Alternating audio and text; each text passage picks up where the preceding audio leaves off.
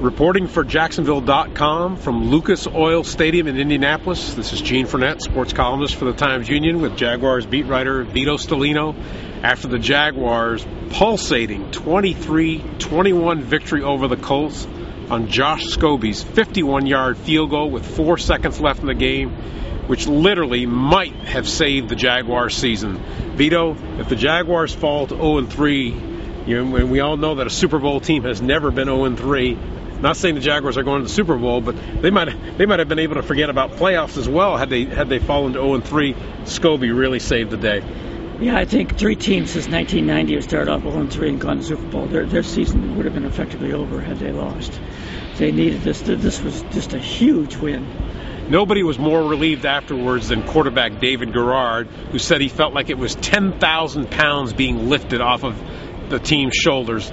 And you got to admit, on a day where the Jaguars just completely dominated with their running game, Fred Taylor cracking the 100-yard barrier, Maurice Jones-Drew doing the same, running the ball 37 times in their first 50 plays from scrimmage, totally controlling the clock, almost 42 minutes of possession time, and yet Peyton Manning came down with a minute to go, got the go-ahead touchdown to put the Colts up by 1. So it just would have been so crushing if the Jaguars had not come away from this game with a victory.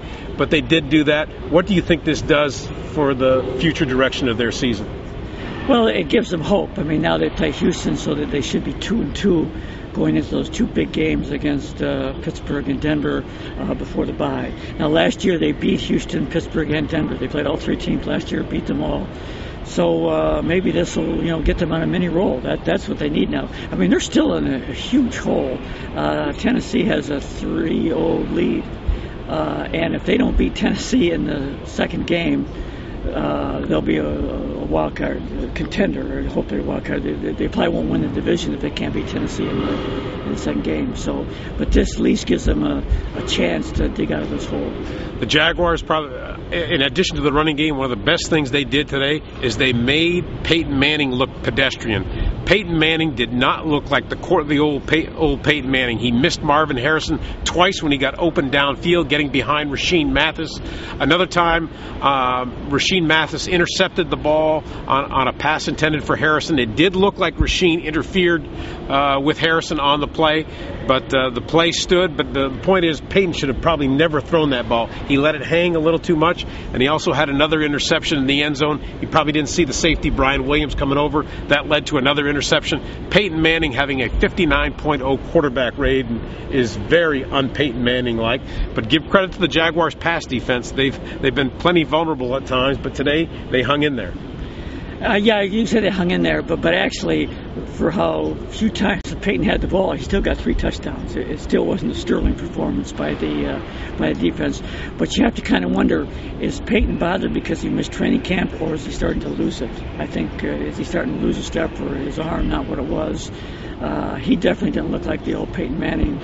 And it'll be very interesting when they played in the second game what Manning is looking like by then. But, had Manning played well, the Colts could have won this game fairly easily. The other encouraging thing for the Jaguars is they finally got their running game going, which had been totally a non-factor in the first 2 games. And maybe this is also a sign that this offensive line, which has been pieced together because of injuries, is finally starting to gel a little bit because it's had a little bit of time together. But the other factor is, too, let's not forget, the Colts did not have safety Bob Sanders here today, and that probably also helped the Jaguars' running game. But the bottom line is the Jaguars came into a very hostile environment and won a game they absolutely had to win.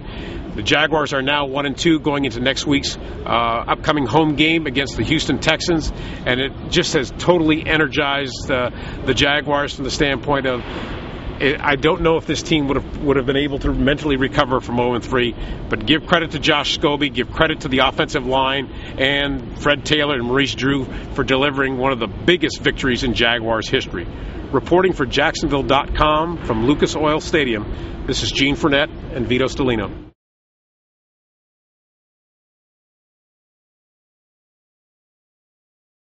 And let's see if the Jaguar fans are going to come out and sell out that Houston game now with a big win like this.